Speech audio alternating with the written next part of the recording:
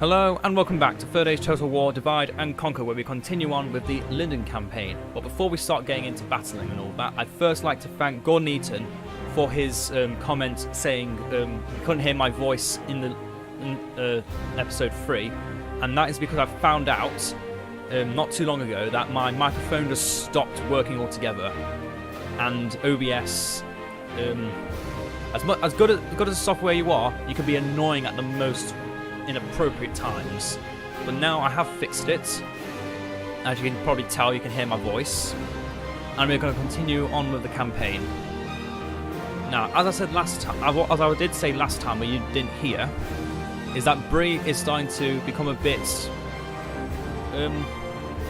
stretching their borders a bit, coming a bit too close, and so Lord Galdor and Gildor are going to be used to take out some of these regions and to claim Mitchell Delving. Also because of this small thing here. Because if I don't attack the Shire now, they could attack Buzzradoom. And currently the garrison of Buzzradoom is little to nothing. But also, that could be said for Enedwife, and I do fear they will attack there as well. So instead of attacking the dwarves for now, we have to reconcentrate our attention and focus on claiming the West Farthing from the Shire to prevent the hobbits from attacking Buzzradoom, and then taking Dol Vorn to protect Harlond.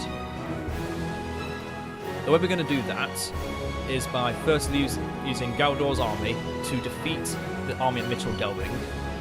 Then Círdan, led by a few of his units here, are going to attack the army that is currently occupying Dol Vorn. And, as you can see from here, there is a rebel region between Enedwife and Siduri and Dol Vorn. So we will be attacking Dol Vorn, taking it before Enedwife can expand their borders and then attack us. Obviously, then there's the possibility of this rebel region getting taken. I can't remember the name of it, so I'm just going to say this rebel region. But because it's currently rebel, that means Enedwife doesn't consider it worth taking. So, with that being said, the next thing to note is obviously the dwarves could still attack us.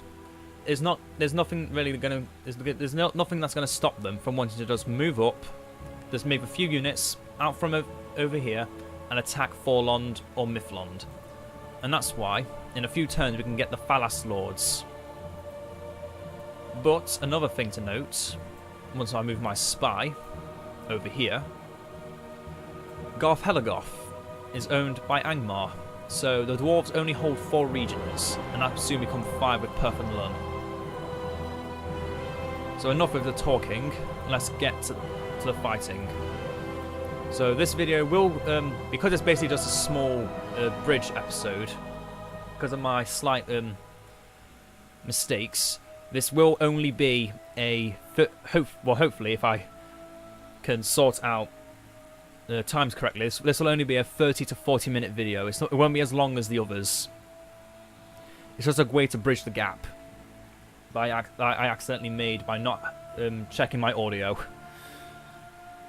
So yeah, apologies out the way. Thanks again to Gordon Eaton for telling me. If he didn't tell me, I would have never noticed, and I would have started the next part having no knowledge that my microphone was not working at all. So that would have been really annoying. But everything's now sorted. This will be the second video for the day. I won't be making any Edain video today. But that was the plan, to make another Edain video. Now then, at Harlond, now we've got that. I would like to make the roads, but unfortunately, as I also was trying to say last time, the roads don't connect to here, so they're kind of useless. So we're only going to get the stables, because we need to start getting our cavalry out, because cavalry just destroys any Enedwithian army. But first, I move my diplomat over here for one reason, and that is to ally with the Dunedain. And I'm willing to pay for that alliance as well.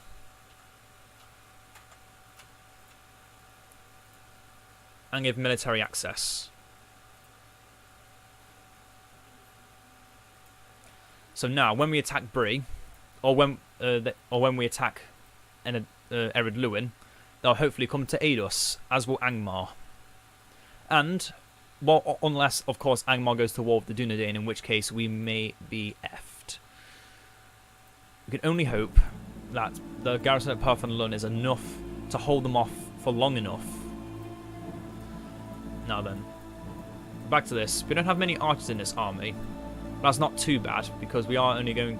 We could attack Alf, but I'm fairly certain he'll just run away. But we are going to do it, because I want to initiate war now. So this is their army. Some Hobbitry in arms, Watch Sheriffs, Woodland Hunters, some Greenway Cavalry. The cavalry could be a problem if it weren't for my long spears. And then the general himself with some more Banderbus archers. So just shoot them down and watch them all die.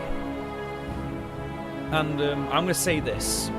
I did try doing this video once already, but I was so flustered about everything. I'd kept stuttering my words and so forth. And an army of Bree attacked on the towers. There was about 500 humans against my 36 elves. I didn't press anything to auto win it. I auto resolved and we won with a heroic victory, losing nothing. That alone made me just lose my mind over what the hell just happened. So once again, that's just catching up everyone on everything. Just so I don't sound mad when I say things like, we managed to get a heroic victory against an army that was as weak as this, if not weaker. In fact, no, it was weaker because it didn't have the general. So we're just moving forward. We want to shoot down those woodland hunters if we can. And the merchant militia. Just give a quick hint as to what these merchants do. They have massive armor stats, 0 defense skill, so never shoot them. They are meant to be arrow fodder, but very good arrow fodder at that. They are very good arrow fodder. That 12 armor is not to be underestimated.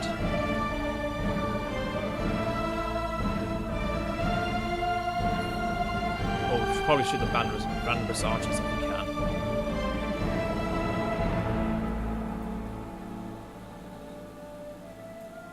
Okay, so they're moving forward. We'll shoot those few woodland hunters.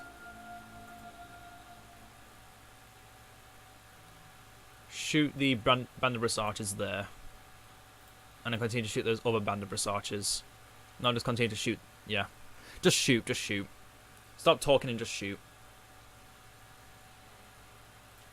Yeah, we are going to suffer a few casualties, but our stats against their stats, it's not exactly much of a competition, is it? Hobbits throwing pebbles against elite, not the elite of the elite.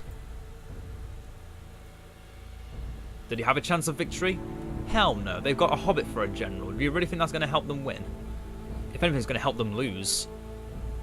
It'll be even more demoralising when we see that they see their general dead. Yeah, those Hobbitry in arms, though, as hilarious as they are to look at and kill, they are definitely worth killing, because they are good. And where's their general? It's this unit, isn't it? Either way, they're charging their Greenway, or the merchant militia, I can't... The merchant cavalry. This is the merchant cavalry, okay. Prepare to charge into spears. Did we lose anything? Of course not. But they did. They lost a lot. Don't charge into spearmen, folks. Now these guys might do a bit better because these are Greenway cavalry.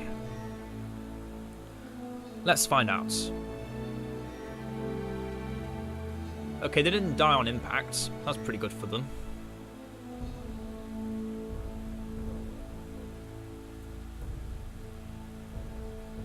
But they're not even routing. They're just running away. Coward. Get back here and fight me. So yeah, once we kill off the archers, we're not going to be losing much else. Lost only 2%, they've lost 40%. I'd say that's about fair.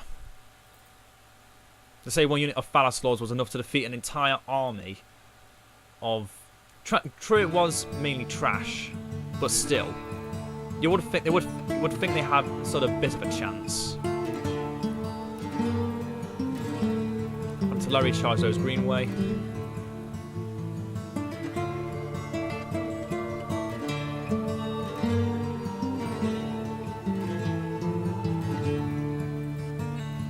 Oh no. Charge into the Greenway first. Our charge is better than yours, I think. Oh, they're already routing. Already got routing units. Whatever will they do to win now? Oh, they came back. Good for them. Oh, there he is. There's Alf. The one weird-looking hobbit that isn't actually a hobbit, that's wielding a bow, but doesn't shoot, because generals can't have bows in this game. The Light of Elbreth again.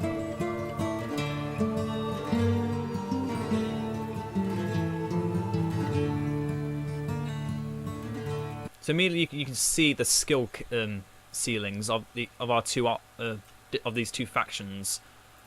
Our army does massive amounts of casualties to the enemy and loses very little in return, while the enemy faction is currently routing, attempting to escape with what little life they have left. Try to back to those merchants. Yeah, as you can see, just things like the merchant militia have no true fighting spirit in them. They will start to rout and die if not led by either a proper leader or not used properly. And their main purpose, the merchant militia, I believe, are just used as good arrow fodder because of their high armor stats. If anyone's stupid enough to shoot into merchant militia when there's other units that are a lot weaker, a lot easier to kill, you've done something wrong.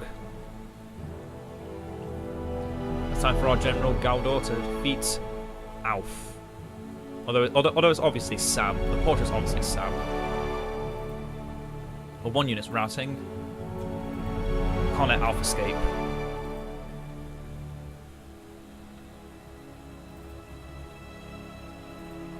I can't even find him.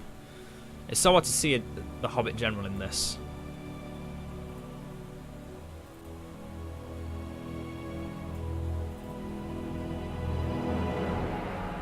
Is that him? It very well could be. Although it's hard to tell.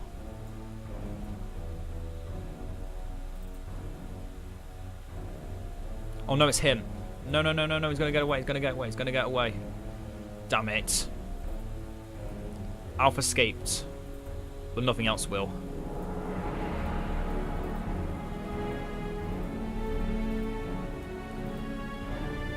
But yeah, the War of the Blue Mountains obviously is important, but it's going to be so difficult to win, and more importantly, to commit.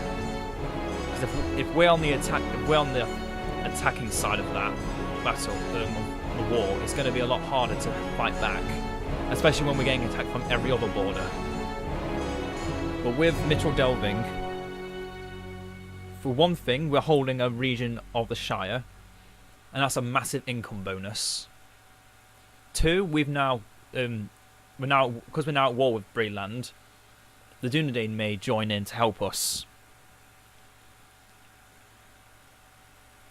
But we still have to consider Enedwife is a problem, and a problem that I'll have to fix by taking Dolvorn. So that's protecting my borders, allowing me to make more units, and it's another port region, and port regions are very important to this campaign's victory. And the Lindon Mariners are just so good, it's always good to get them when you can.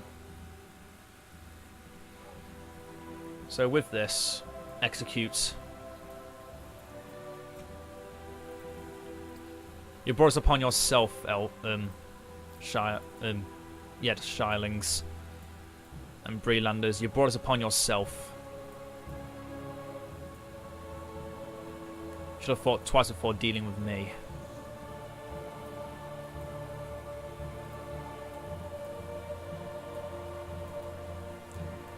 So once we start getting the cavalry, we're gonna It's not guaranteed to be easier, but again, looking at their stats, those are middle tier stats. So yeah, have Galdor take initial delving, which has actually got a very small garrison and a lot of buildings. So yeah, great start for us. So now we're allies with the Dunedain, with T-Galad, to where I was sending him in the first place. And for you, Indra-Dotar, just speak with the Dwarves of Khazad-dûm now, so I don't forget later. Yes, map information. They got well off wealth. I think they're better than well off. I think they're boundless riches right now. Or at least it should be. Looking at everywhere again, making sure there's nothing else to build. Okay, good. I am going to build, not the armory, no, that's stupid. Get the artist studio. And turn. So as you can see, the dwarves hold Garth Helagoth. No, not all the dwarves. Angmar holds Garth Helagoth.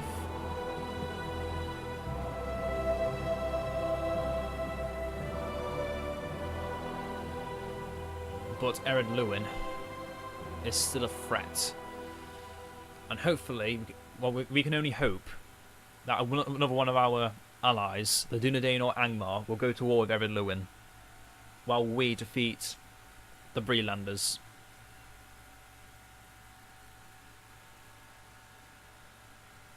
That's all we need to hope for. Because Mithril Delving is going to be another big place of economy, and merging that with Under Towers is another big improvement. And the sad thing is, I don't think we even lost much from losing trade rights with Bree anymore, which is a bit sad. Take Mithril Delving at one of my best units. That's Lindon Mariners, so... Oh, hey, Alf. Oh, you coward.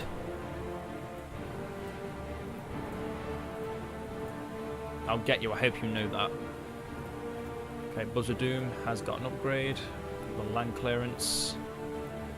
Can I get any units? No, I cannot. How long now? 4 turns, 4 turns. 1 turn to the long spears. I'll move out everything but the artillery guards. I may have wanted to leave the Mariners behind, actually. Oh well. Can't go back now. At least I refuse to. And just have you sit in Buzzradoom. If I can convince the Enedwyfians from not attacking us for now, that's good enough for me. Just gives us more time to set up. Can you guys get any... You can get the artillery bowman next turn. What about you? Well, you're a while away.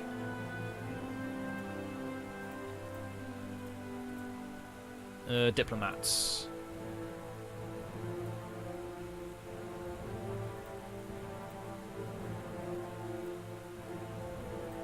I'm sure you can move through Zadkala. They really may change it so you can't actually move through Zadkala anymore. That's stupid. In my opinion, that's incredibly stupid. Enough about my opinions. Spies. Osgalon. Floey is there. We only hope the Parfum Lung garrison holds for even a minuscule amount of time. Okay, what are they building up here? Okay, not much. That's good. That's good. Nothing threatening yet. And they've not even built the mines. What? Why? Why have you not built the mines? You built the port. Oh, no, you haven't. That's just the fishing village. That's the thing before the port. The thing that doesn't make you any money. Or it may, I don't know. I'm just swinging wild now. Because Alf survived and he kept a few of his retinue with him. But he'll be dead next turn. And then Mithril Delving will be besieged by us.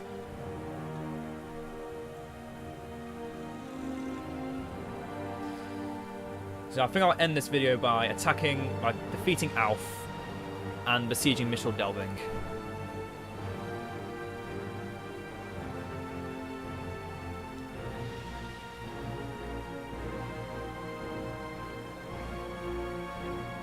So yeah, I neglected the fact that we had 2 other neighbours that were going to go to war with us at one time or another.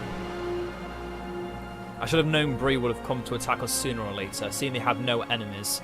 But they have so many rebel regions to attack. Why did they choose to attack us instead? It's beyond me as to why, but it's still annoying. As for Enedwife, I thought they'd be busy with Dunland. But nope, I guess since they have Erin Vaughan, it does make me a target. I keep forgetting, if you don't actually ally with factions you're neighboured to, you're more likely to go to war with them. Rune and Dorwinian, as expected. Just a matter of time when it was going to happen. They've built nothing in Mitchell Delving. They're going to die. They're going to die and I'm going to laugh. I'm not letting Alf get away this time. We're going to charge in and kill him off. Well, I have rather rascally look, have I not? You do, Aragorn. That's just to hide. That's just to hide your cover. It's just to cover yourself from being spotted out by vagabonds of Bree. Same formation. Behind the long spears. Generals to the left. Guards to the right.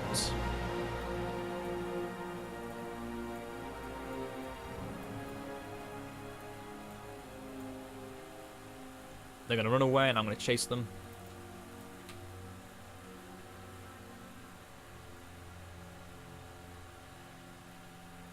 As already known, we're a lot faster than them.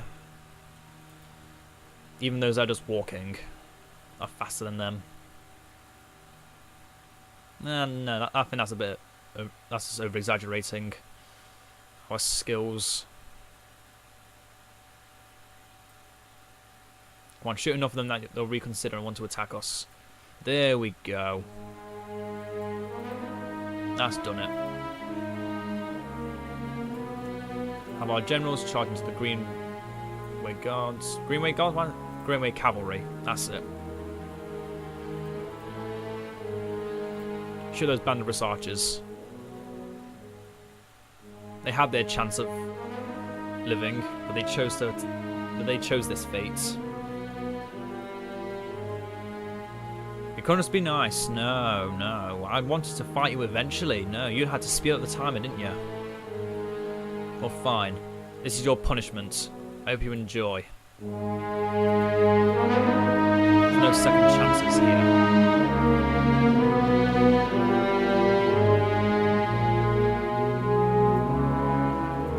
Now, because of your own hubris, you're all going to die here.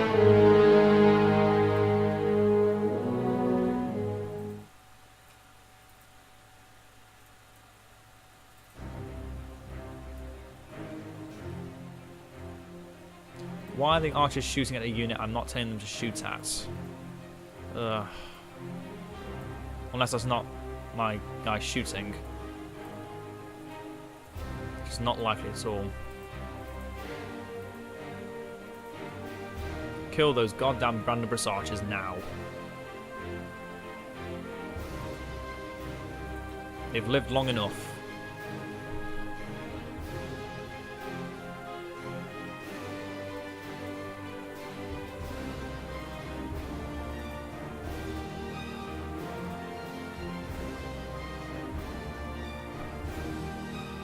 Finish him.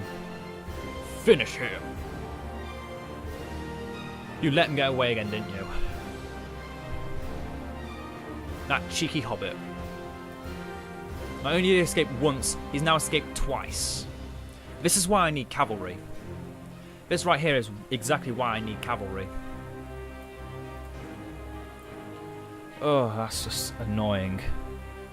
And that unit's just going to go back to full strength again and come back and attack us again. Oh, it's annoying. So annoying. For the last battle of Fornos with the Witch King of Angmar, they sent some bowmen to the aid of the king, or so they maintained, though no tales of men record it. Of course they don't. Not the men that were in Fornos survived. I'm fairly certain the orcs would care about a few hobbits that went to aid a fallen kingdom.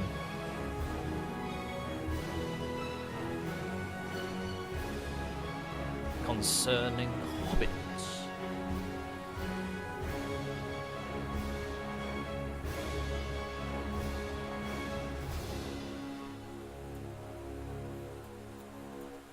Okay, they went into Mitchell Delving.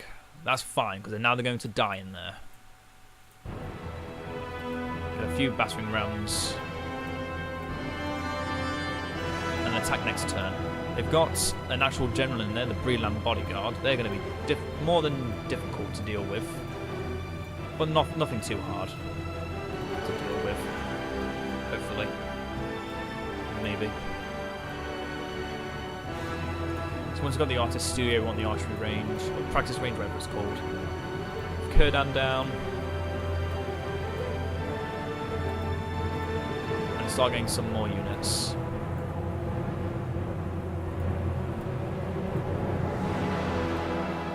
We'll end the turn one more time, and then we'll call it there.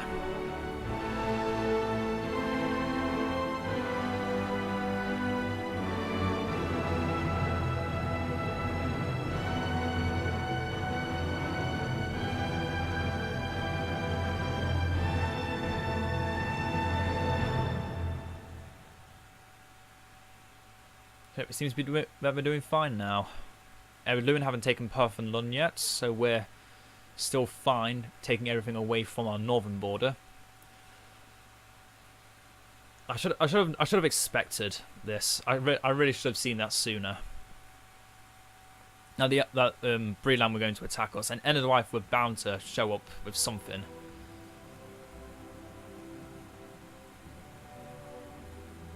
Even if it's just one small unit, that's still an annoyance. And the starting of and the pretenses to war. Either way, they will not continue this cycle. I've broken the chain. The cycle is broken. This world is mine to decide with at my whim what will happen and what will become next. What shall live and what shall die. Sorry, that was just me becoming a bit of a dictator kind of thing. With all that done, we've got a lot of money and not many ways to spend it. In fact, no ways to spend it unless we want to make... To be honest, at this stage, I'm willing to start making the sculptures workshops. But there's so many other things we can build that are cheaper and give us so much more. Plus, they are now made to be late-game buildings that you just build to help upgrade things. So, doing one last move of everything. Either the Dotar has moved. Tirgalad. Oh, Goblin Town's got a rather sizable garrison. So I hope you all enjoyed this part. Again, thanks to... I've already forgotten your name. Sorry, Gordon Eaton, for telling me about the microphone problems. Everything's been sorted. Leave a like if you enjoyed. Subscribe if you want to keep up with future content. And do you think what I'm doing now, focusing my efforts elsewhere, away from the Blue Mountains, is a good idea? Or do you think I made a mistake? So hope you all enjoyed, and I'll see you all next time. Farewell.